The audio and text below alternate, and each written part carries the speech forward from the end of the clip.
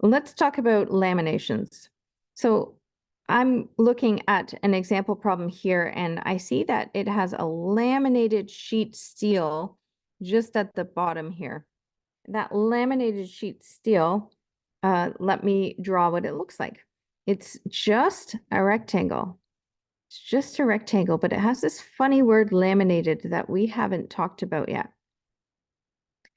And laminated sheet steel is a material that is used a lot in magnetic circuits, practical magnetic circuits, for example, in transformers.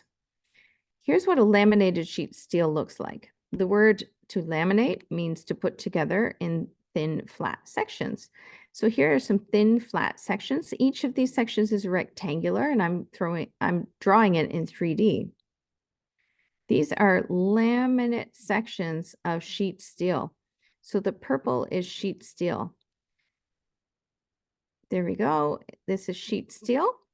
And what's in between those is, we like to call it air, but we cannot connect things with air. I mean, magnetism's pretty great. We can sort of float objects between one another with a force that we can't see. That's pretty cool, but we can't go to this extent and cause a bunch of laminations that aren't touching each other to just be floating in air. Let's draw them maybe yellow. So what we do in real life, we actually do need air. We need air in there because we like the permeability of air. Air is not very permeable at all.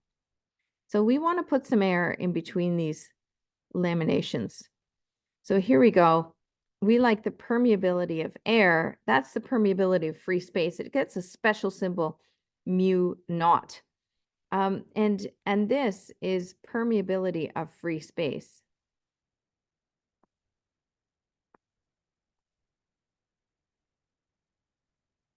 And free space is not very permeable, right? Not very permeable. So what's going to happen in this circuit if I'm putting through if I'm going to induce some magnetism in here, then I'm going to have these magnetic flux lines going in a square through this material. The top of this material is solid and the bottom rectangle is laminated sheet steel, just like what I have drawn here. So those flux lines are going to go down and through and up again. Here's what's going to happen to the flux lines. Down and through and up again. I may or may not draw that in the right direction, but the math is going to be the same. The magnetic lines of flux are going to go down and through and up again. So that's kind of neat. What happens when I go through a material that is yes magnetized, no magnetized, yes magnetized, not magnetized, yes magnetized, not magnetized, etc. What happens is it breaks up that flow of that flux.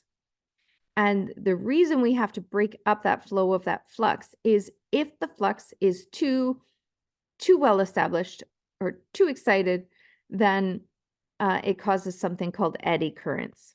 And these laminations are put in here to make sure that these flux lines stay under control and reduce the eddy current losses. And eddy current losses are losses that take the flux and form it into heat. So these laminations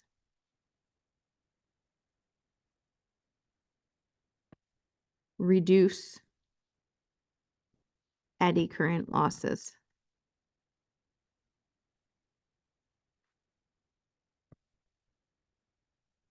Let's see how that's done.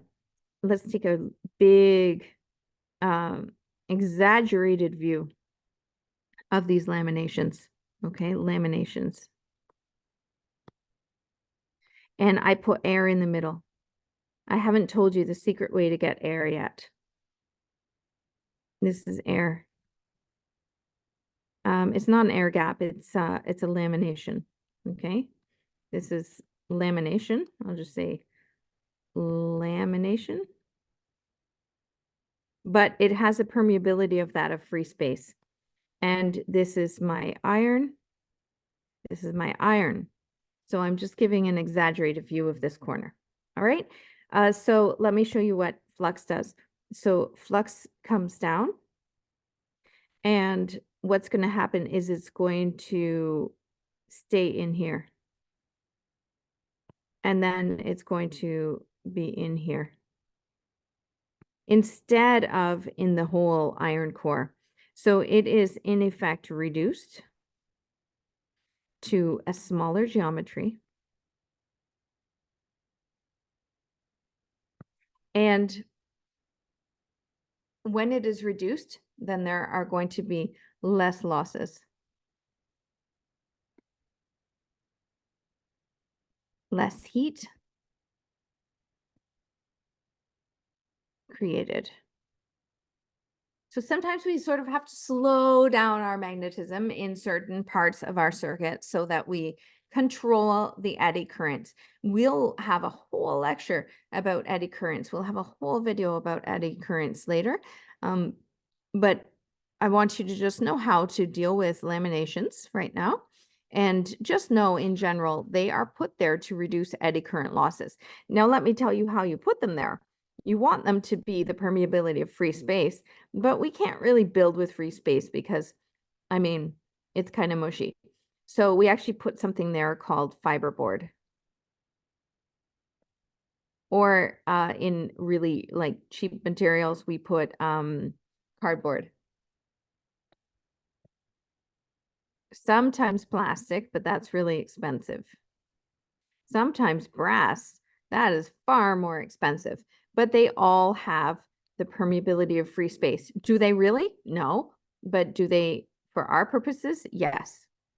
So now I have a series magnetic circuit. So I have to go reluctance. This is going to be the reluctance of iron. This is going to be the reluctance of lamination. This is going to be the reluctance of this piece of iron. And I'm going to have to add those together. Reluctance of iron, reluctance of the gap, reluctance of iron. So now to get the reluctance of this little piece of laminate here, our total will have to be the sum of all the R's across the lamination.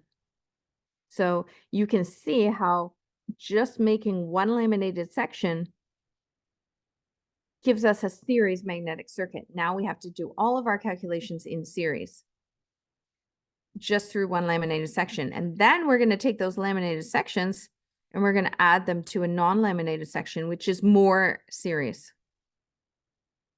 And that's where we're going to go next.